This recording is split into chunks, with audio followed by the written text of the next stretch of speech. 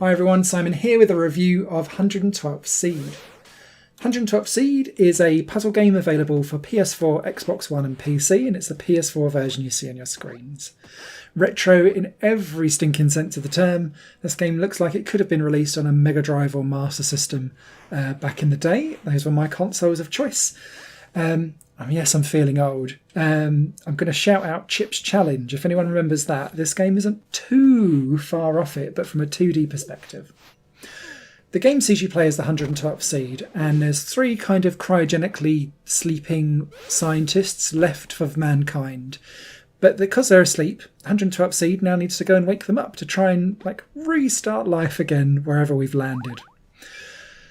The game follows single screen levels for you to get basically from one flower pot to the other, but you'll never be able to get there in a nice normal fashion.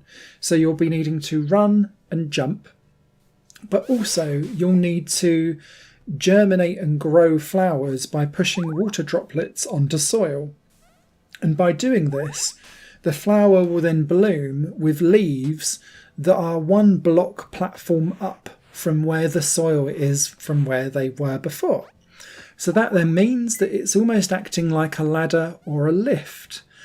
And as you get further into the game, the whole kind of gameplay loop is working out how to often pull all of the bricks or blocks that you need to across to stack up and build like a little ladder for you to then jump onto and then jump up and get to the flower pot at the end of the level.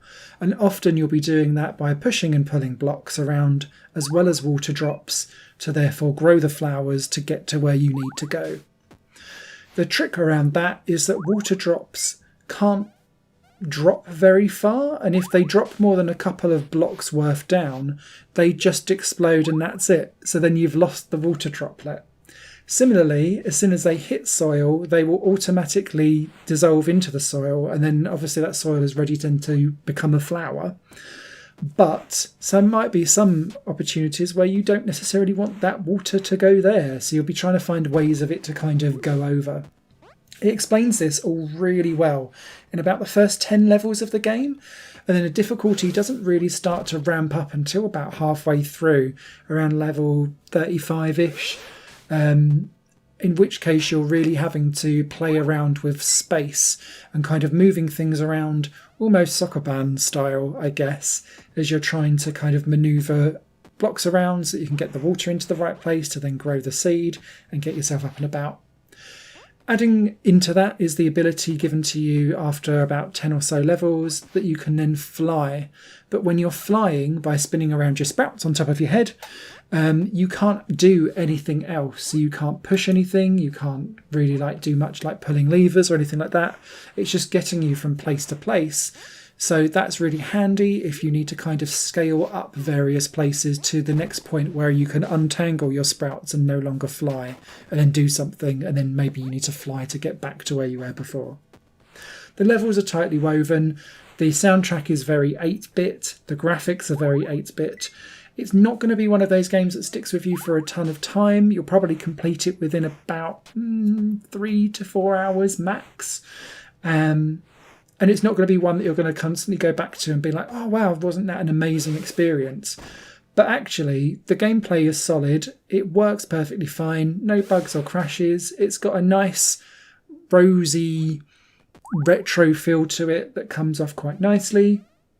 And yeah, once you get your head around the puzzle mechanics, I felt like I was enjoying myself, even though I wasn't necessarily being hugely challenged until the last few levels. A written review will be out over on higherplayinggames.com. This is going to be a good one for you to pick up on sale, basically, is my point to this. But it is definitely one of the better East Asia Soft releases that have come out of late. And yeah, thumbs up from me. You guys take care. Thanks for watching. Bye for now. Higher Plane Games is part of the Higher Plane Network, a collection of media projects ran by me. If you like what you see and want to find out more, visit patreon.com/Higher Plane Network. Your support can make so much more possible, be that a like, a comment, a share or a pledge. Thanks for watching.